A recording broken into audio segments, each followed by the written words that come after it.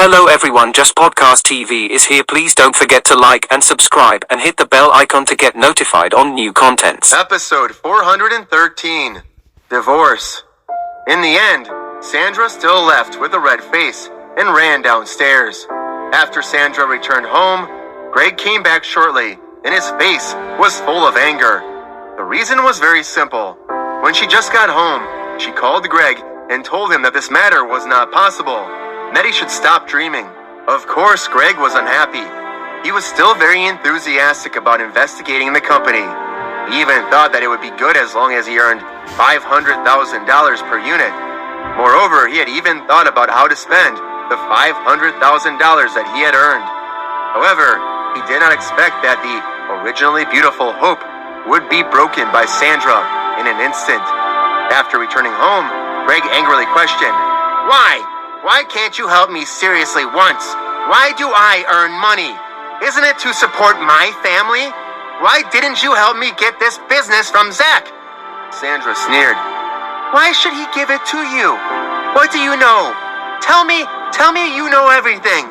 But when I really ask you something, you said you wanted to wait so you could turn on the computer and check? Turn on the computer and check whether it was some special or small skill."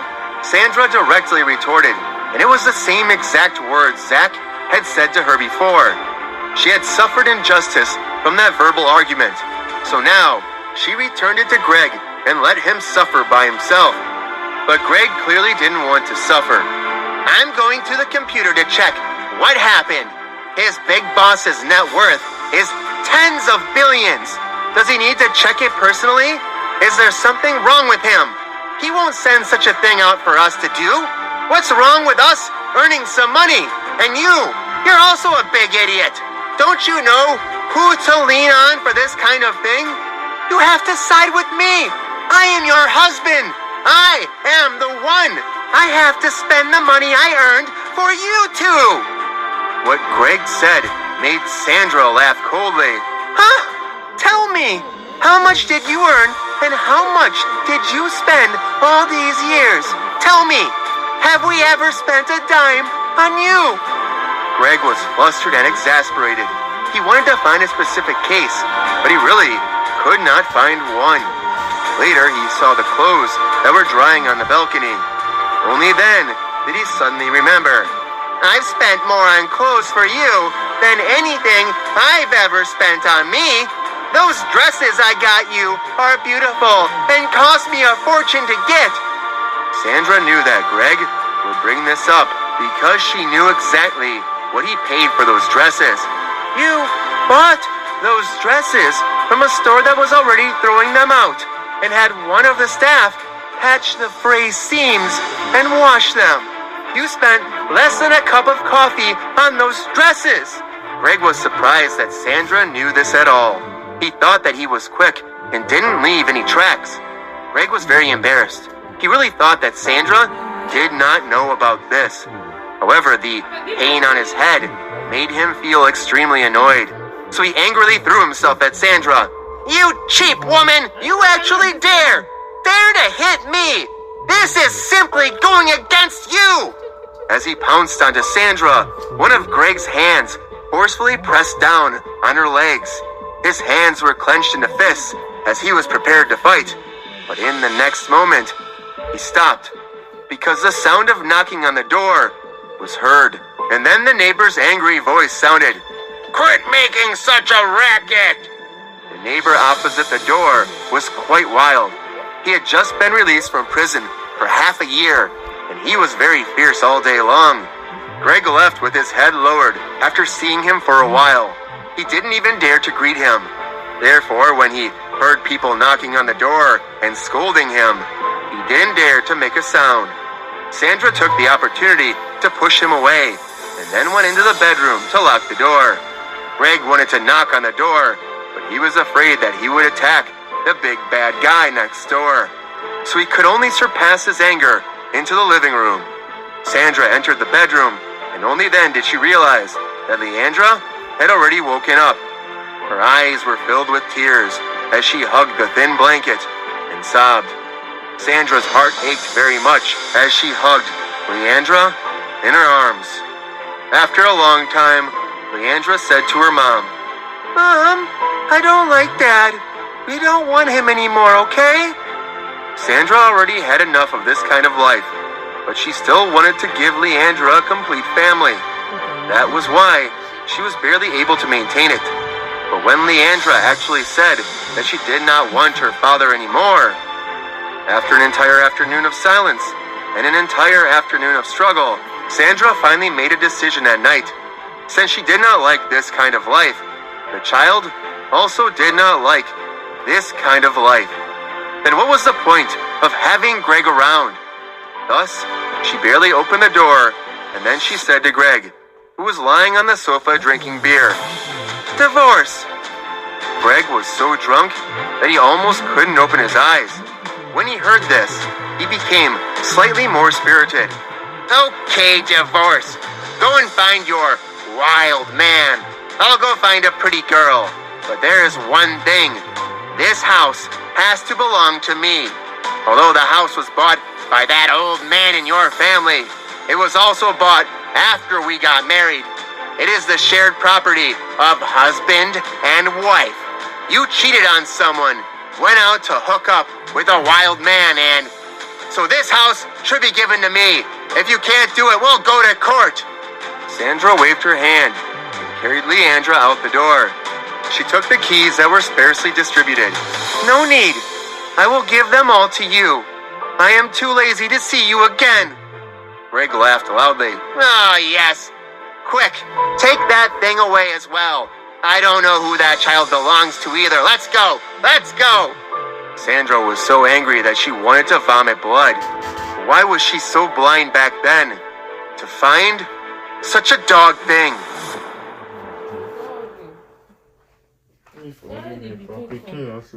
Episode 414. It seems like I have been wronged. Sandra carried Leandra out of the house and walked on the street. The night wind was very hot, but she felt her heart turn cold. 10 years of youth was actually wasted on a pig and a dog. She wished that she could blind her eyes. Just as she was feeling indignant, Leandra muttered, "Mom, I'm hungry. I haven't eaten for a long time." Only then did Sandra realize that it was already past 8 o'clock at night. Leandra had lunch by herself. She had not eaten for 7 or 8 hours. So she quickly found her bag and wanted to get a wallet or a phone to eat in a nearby restaurant. It was only at this moment that she remembered that she was so angry when she went out that she had forgotten about her phone and her bag. She had no money on her, nor did she have a phone. How was she supposed to eat? Sandra was in her 30s and couldn't be so shameless as to beg for food. Sandra wanted to go to her father's place, but she was afraid that Fallon would be worried and angry, so she rejected this idea. She also wanted to go and find friends, but she did not have a single cent on her. Her closest friend's residence was 4 or 5 miles away. It was possible to borrow money from a friend. However, she didn't even have a phone, so she couldn't remember the other person's phone number. At this time, Leandra, who was beside her, said in a low voice, "Mom, I'm not acting spoiled, nor am I willful. I'm really hungry." Leandra thought that her mother did not take her to eat because she thought that she was acting spoiled and willful, just like last time when she wanted a Barbie doll. Realizing this, Sandra's heart ached. The only one who knew the house was Zach, who lived nearby. Even if there was that kind of flirtation at noon today, Sandra could not resist the love in her heart for her daughter, so she could only thicken her face and bring Leandra to Zach's place. At this moment, Zach was at his father's residence. However, just as he took out a cigarette and was about to smoke it, there was a knock on the door. Who was knocking on the door this late at night? Zach did not dare to think about his father anymore. The more he thought about it, the more disappointed he became. However, he still hurried forward. What if hope came? In the end, he saw through the cat's eyes that it was actually Sandra and Leandra. This made him very depressed. After inviting Sandra and her daughter into the house, Zach gestured for them to sit down before Sandra spoke in embarrassment. Chairman, we are not going to sit anymore. Can you lend me $20? Leandra hasn't had dinner yet. Sandra was really embarrassed just to say this. She was already over 30 years old, so she had to borrow $20 from others.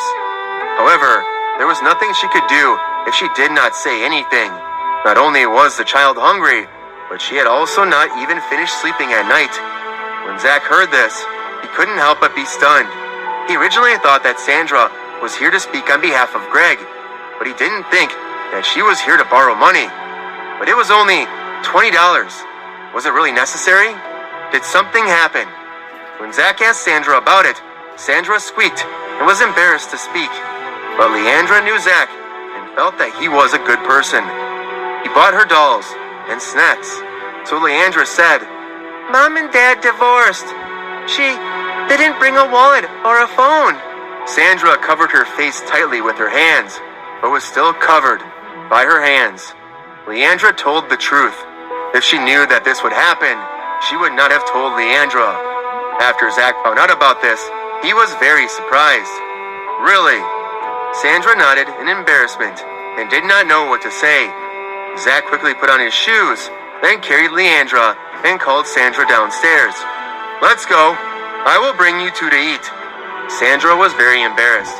No need, Chairman. You can just lend me $20. We can go and eat ourselves. Okay. Zach agreed very quickly, but he did not slow down when he carried Leandra downstairs. Sandra was very speechless. Wasn't he just playing rogue? You are carrying the child, so I can only follow you. She knew that Zach did it on purpose, but she had no other choice. She could only choose the door and quickly go downstairs to chase after him. Coincidentally, there was a Starbucks downstairs. Zach carried Leandra there. Episode 415. Are you embarrassed? Sandra quickly stopped Zach. Chairman, there's no need. The things here are too expensive. Leandra is hungry and her belly is deflated. Mommy actually wants you to starve. Is Mommy bad? Zach smiled and asked Leandra, who was in his arms. Leandra also laughed and cooperated. Mom is bad. Uncle is good. Sandra was very speechless. How could her own daughter sell herself so easily and happily? She saw Zach and Leandra enter Starbucks. Sandra did not know what to say and could only follow. When they entered the restaurant, Zach asked Leandra what she wanted to eat. Leandra expressed that she did not know. Zach also did not know that he did not like to eat this thing. It was clearly different from Leandra's reason for not coming. So he said to the waiter, What do you recommend? This young girl is practically starving, and I don't care how much it costs to feed her as much as possible. The waiter immediately opened the menu, and Zach did not even think about it, and directly paid $60. Leandra saw that there was an inflatable castle in the distance, and ran over to play. Sandra pulled Zach's clothes. Although she did not say anything, her meaning was very clear. It was too expensive. She hoped that Zach would quickly change his mind. After the food was ready, Leandra gorged herself. Sandra advised her not to eat too much. It was not good to eat too much at night. Zach, however, expressed that it did not matter. Child, just let her eat. When she is full, naturally, she will not eat. Zach's dotting made Sandra roll her eyes. However, her heart was also warm. In the next moment, Sandra whispered to Zach, Sorry, Chairman. I am sorry to disturb you so late at night. Looking at Sandra's embarrassed face, Zach said, Helping you with this little matter is nothing. After leaving Starbucks, Sandra once again borrowed money from Zach. This time, she only needed $150 because the two of them had to find a place to stay. Zach, on the other hand, was rather straightforward. Sure, I'll transfer it to you. Sandra was very helpless. I didn't bring my phone. If I brought my phone, I would have money. Zach said with a smile. Then there's no other way. I didn't bring any cash either. Why don't you guys follow me back? That night, Sandra and her daughter lived in Zach's father's room. Anyway, there was a house.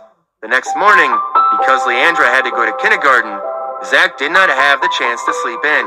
He was woken up by Sandra knocking on the door. Sandra asked him, "Why is there no food in the house you rented?" Zach said, "We'll have to go out to eat. After eating, I will accompany you to send Leandra to kindergarten and then go to the hospital with you."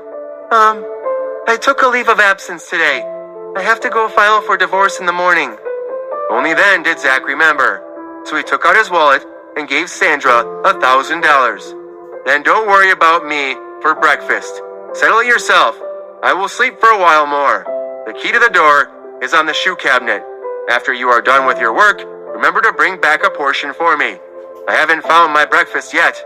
Bye." He yawned and waved at Sandra. Then Zach went back to his bedroom to sleep.